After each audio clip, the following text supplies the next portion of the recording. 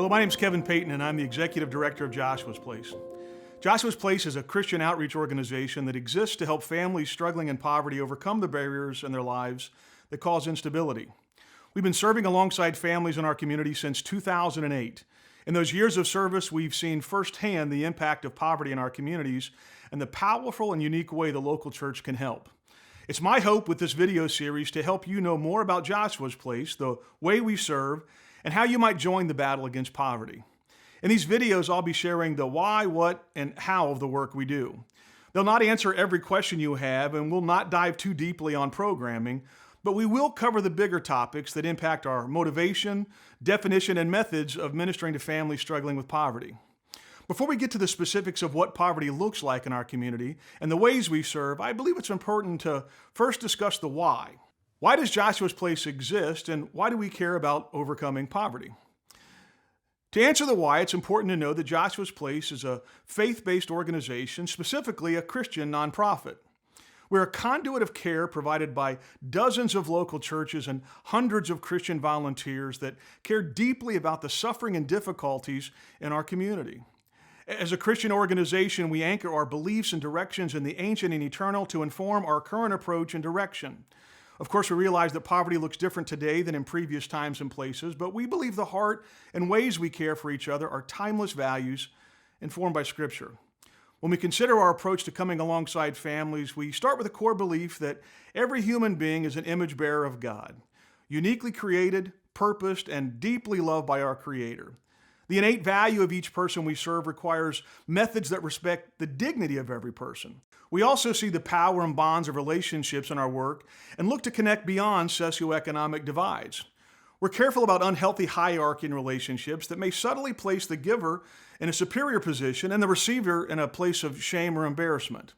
Instead, we connect through a mutual brokenness, recognizing that none of us are perfect and that humility is required if our relationships will thrive. When making the case for our motivation, knowing that we're a Christian organization, supported and led by Christians, we must use the Bible as our source of direction. What does it say to us about our role and approach in serving those that are hurting and vulnerable?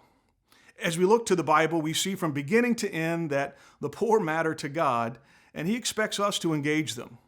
We see in the book of Psalms that God communicates His expectations of kings and judges a special concern for the poor and vulnerable when He says this: "Defend the weak and the fatherless, uphold the cause of the poor and the oppressed, rescue the weak and needy, deliver them from the hand of the wicked." We see this expectation expressed in the book of Leviticus as God's heart for the poor is revealed in the law He had given to Israel. After being in slavery for over 400 years and heading towards a promised inheritance, God uses Israel's time in the wilderness to instruct the Israelites on relating to Him and each other. The law gives the Hebrews instructions on everything from religious practice to the food they eat. It, of course, provided a moral code in the Ten Commandments, but it also gave instruction on daily living, conflict resolution, and individual relationships. We note in Leviticus 19 that God also talks about the methods or the way we are to care for those in need. In talking to the landowners, God instructs, "When you reap the harvest of your land, do not reap to the very edges of your field or gather the gleanings of your harvest. Do not go over your vineyard a second time or pick up the grapes that have fallen. Leave them for the poor and the foreigner. I am the Lord your God." I see in the instructions given here and then again retold in Deuteronomy 24 that God expects those with means to provide for those that don't have them. The point seems obvious. However, I also see a relevant point for us today in the methods of how we provide help. Notice that God did not instruct the landowner to harvest his field efficiently, line up the poor in the community, and hand out food to each as they need. Instead, He instructs them to leave a portion in the field and on the vine so that those who have need can come and participate in their own sustenance. In other words, they are provided the dignity of work and have some skin in the game. The food is free, but the receiver is afforded the opportunity to participate in a way that minimizes shame and embarrassment. This principle of gleaning is at the heart of the story of Ruth and Boaz. Boaz, the wealthy landowner, and Ruth, the widowed foreigner, trying to provide for herself and her widowed mother-in-law. Boaz observes the law of gleaning, and Ruth works in the field to collect for herself and Naomi. Eventually, Boaz and Ruth are married as the relationship matures from giver and receiver to one of husband and wife. This principle of gleaning is very important to us today. We want to provide help to all of those that have need, but we want to do it in a way that preserves dignity, promotes participation, and puts our relationship on a more equal footing for longer-term connections. This principle leads us to what I've called the Hippocratic Oath of serving the poor, and that is, never do for an able-bodied adult what they're able to do for themselves. You'll note that I said able-bodied. This allows for us to have a very open hand to those with physical and mental disability, the elderly and children. It also causes us to restrict our help sometimes if the help requested might create an unhealthy dependency. These are nuanced decisions that require relationships, and when we're uncertain, we always choose the more generous route. The Bible also shows us that God wants to bless those that provide help for the hurting. In Proverbs 19, we read, "Whoever is kind to the poor lends to the Lord, and he'll reward them for what they've done." Think about that. By serving the poor, not only are you helping them, but will also be rewarded yourself. That's how committed God is to this.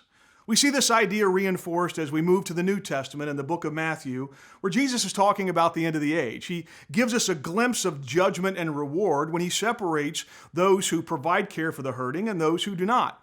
In Matthew chapter 25, he says, "Then the king will say to those on his right, 'Come, all you who are blessed by my Father, take your inheritance, the kingdom prepared for you since the creation of the world. For I was hungry, and you gave me something to eat. I was thirsty, and you gave me something to drink. I was a stranger, and you invited me in. I needed clothes, and you clothed me. I was sick, and you looked after me. I was in prison, and you came to visit me.'" The listeners in this scenario were confused because they do not recall having done these things for the king. They questioned the king about when they actually had done the things for him and that they were now being rewarded for it. In verse 40, he reveals the secret when he says, "Truly I tell you, whatever you did for one of the least of these brothers and sisters of mine, you did for me." Did you catch that? Those of us that serve the poor are credited for the work we do as if we were doing it directly for Jesus. Of course, we can't talk about the biblical perspective on serving the poor today without talking about the church's role. The New Testament writers give us a picture of what caring for the poor looked like in the first century church. In Acts 6, Luke tells us the first church diaconate was established for the purpose of caring for widows. In James' book, in chapter 1, he tells us that religion that God our Father accepts as pure and faultless is this: to look after orphans and widows in their distress and to keep oneself from being polluted by the world. Later in chapter 2, he challenges us to not let our faith be empty words when he says, "Suppose a brother or sister is without clothes and daily food. If one of you says to him, 'Go in peace, keep warm and be well fed,' but does nothing about their physical needs, what good is it?" In the same way, faith by itself, if it is not accompanied by action, is dead. It's because of this mandate that we have seen the church throughout history at the forefront of caring for those that are suffering. We see this in plagues and in pandemics and the abolitionist movements of the 18th and 19th centuries and the formation of organizations like the Salvation Army. When I consider the role and responsibility of Joshua's place in our time and in this place, I consider the history of our faith in the past 2 millennia and how we're being called to care for the least of these in our communities today. It's because of this history and our Christian affiliation that we believe that Joshua's place is really just an extension of the local church. We see ourselves as conduits of kindness that provide proximity and opportunity for the church to be the church in our neighborhoods. We're hope peddlers to those desperately lacking in a real hope. So a foundational motivation of why we exist is spiritual. We believe we have a biblical mandate, and the rich history of the church reflects a DNA for love, hope, and care for those that are in need. Our biblical mandate is part of our why, but we're also moved for very practical reasons. Poverty has a cost to our society. We see the very damaging impact that it has at both the community and individual levels. In the next video, we're going to explore what poverty is and what it isn't, but in all forms, it's marked by a lack of peace, hope, order, and stability. We'll see that poverty can be circumstantial, but in our place and time, it's actually mostly cyclical. The data shows us that a child that grows up in poverty will likely stay that way as an adult. The cost of these generational cycles is felt by those caught in the cycle and by society in general. My wife Nona and I are part of an organization called Safe Families for Children. Safe Families is a movement of Christian families that voluntarily provide hosting for children of families in crisis. Over the years, we've hosted several kids in our home and have been blessed to be able to maintain relationships with most of the families we've served. It's a terrific organization, and if you care about serving vulnerable kids in crisis, I encourage you to get more information at the website listed here. In our first hosting, we took in a 7-year-old first grade boy. We'll call him Peter. His mom was facing incarceration and voluntarily placed him with us while she dealt with her legal problems. He attended the local elementary school in our community and was in danger of repeating the first grade because of academic and attendance issues. Like every good middle-class mom, my wife reached out to his teachers to schedule a meeting and get a better understanding of what was in front of us. We knew Peter was on a special learning plan called an IEP, but we're not sure what kind of resources were currently supporting him. The school administrators were glad to hear from us and proposed a meeting so we could meet with the folks in their building that supported him. Based on our experience raising kids, we expected a teacher, a counselor, and maybe an administrator. When we got there, we were taken into a large conference room, and I found 14 people waiting to meet with us. I was blown away. One by one, they introduced themselves and how they connected with Peter. Beyond the teachers and counselors, there was a social worker, resource coordinator, speech therapist, occupational therapist, reading intervention specialist, a teacher's aide, the vice principal because he was in trouble a lot, the nurse because of his behavioral medication and food insecurity, and others I still can't remember. Needless to say, there was a large team of people invested in this little guy's education. In the years since then, we've maintained a very close relationship with Peter and his mom, and I can tell you that his learning disabilities did not come from cognitive or intellectual limits. He's an incredibly bright and very capable.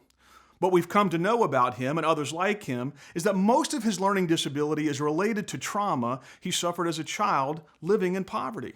In fact, research tells us that a child born into poverty will start kindergarten a full 2.5 years behind a child growing up in a more typical home.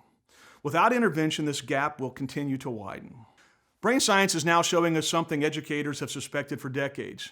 Children growing up in hard places are at a distinct educational disadvantage from children growing up in more stable homes. This impact is not just economic or social, but physical and emotional. Something verifiable not just in data, but also in brain formation and chemistry. The cost of this impact and the generational cycles that are perpetuated by it are immeasurable. This reality moves us to action because we believe we can help kids like Peter and the thousands that are just like him. Our final why is about you. We do this work. Joshua's Place exists to help folks like you. People and organizations that do not want to sit on the sideline. Christians that are not just interested in having a heart for the poor, but also a mind for the poor. Servants that are not looking to serve to just feel good, but to actually do good. This starts with the investment you're making now, and it'll continue as we talk about the next very important question of what. What does poverty actually look like today in our community? What are the root causes of poverty? And what is my role in helping families struggling in poverty? We'll answer these questions and others like it in our next video. Thanks for joining us, and we'll see you soon.